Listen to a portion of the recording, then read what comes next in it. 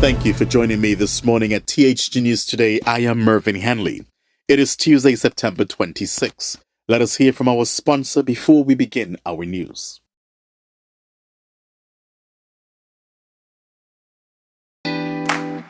Sons have been serving the people of St. Maarten for over 40 years, and the food and service get better and better. From early morning, customers flock to the bakery for their favorite sandwiches, cakes, pastries, you name it. First thing at mornings and last thing at afternoons, folks rush to Sons for simply the best. There are two locations, Colbay and on the Pontville. In Colbay, the opening hours are Monday to Friday from 6 a.m. to 6 p.m. On Saturdays, 6 a.m. to 5 p.m. And on Sundays, 6:30 a.m. to 10:30 a.m. and 2 p.m. to 5 p.m. Opening hours on the Pontville, Monday to Friday, 6:30 a.m. to 6 p.m. Saturday and Sunday, 6:30 a.m. to 1 p.m. We also cater for weddings, parties, special events, whatever the occasion. It's Sons. Our staff, we are always happy to serve you. Call us today, the Colbay location, 721-544-2462. That's 721-544-2462. Or in Phillipsburg, 721-543-1059. That's 721-543-1059. It's Sons Bakery. We are here to serve you.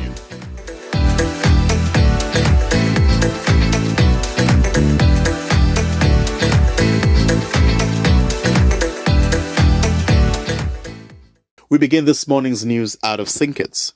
The police are investigating the shooting death of 32-year-old Deni Fever of Bird Rock, St. Kitts. The incident occurred on the night of September 23rd in Old Road. Mr. Finley was found laying on the ground along Old Road Bay with injuries that appeared to be gunshot wounds. Emergency medical services were called to the scene and he was transported to the Joseph N. France General Hospital for treatment. At the hospital, it was confirmed that Mr. Finley had been shot several times about the body. He underwent emergency surgery but succumbed to his injuries.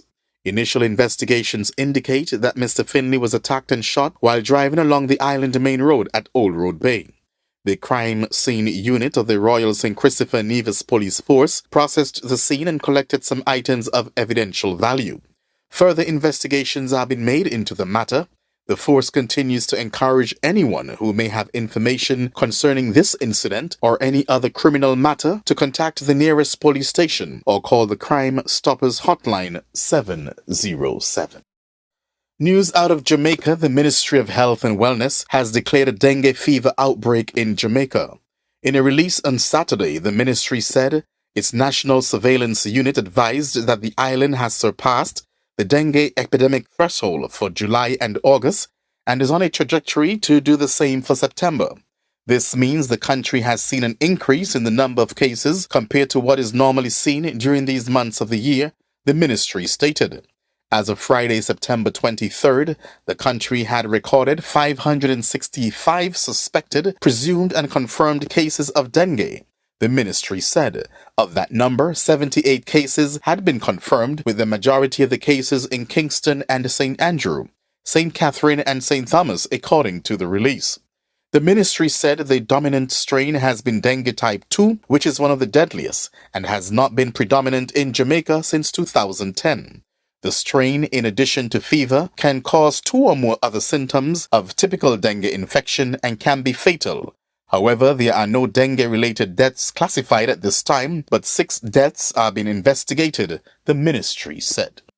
In a recent visit to Anguilla in the British Virgin Islands, the Governor, His Excellency John Rankin, accompanied by his Deputy Commissioner of Police, Amory, and members of the BVI Airports Authority, inspected the airport and assessed the wreckage of a plane that was destroyed by fire following an unauthorized landing in the early hours of Wednesday, September 20th.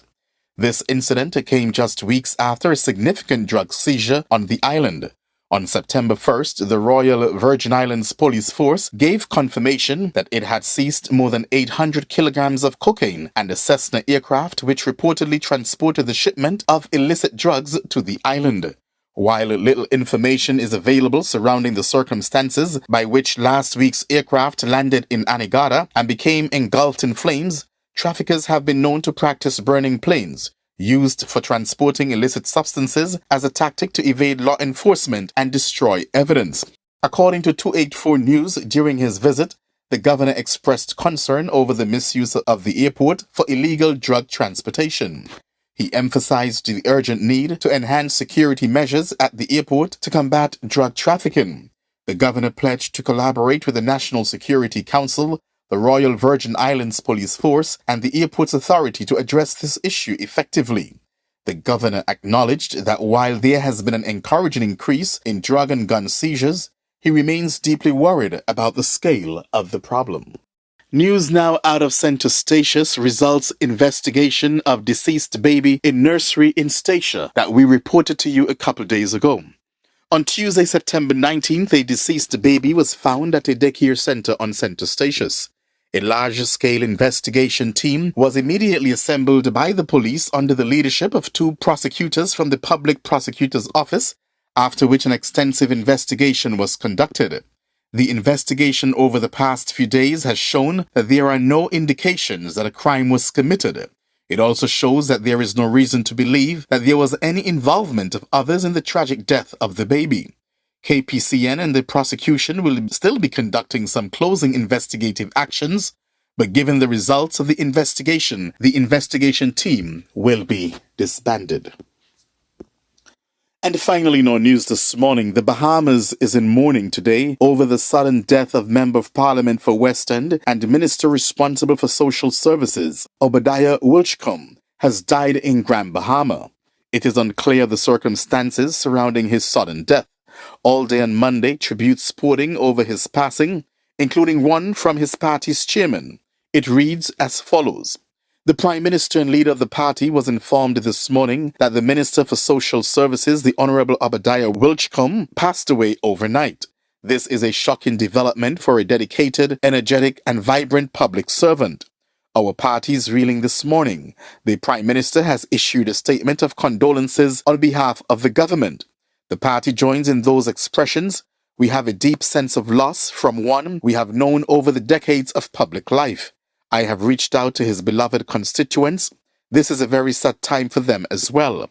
On behalf of the PLP, our leader, and the entire team, supporters and friends, we extend condolences to his family.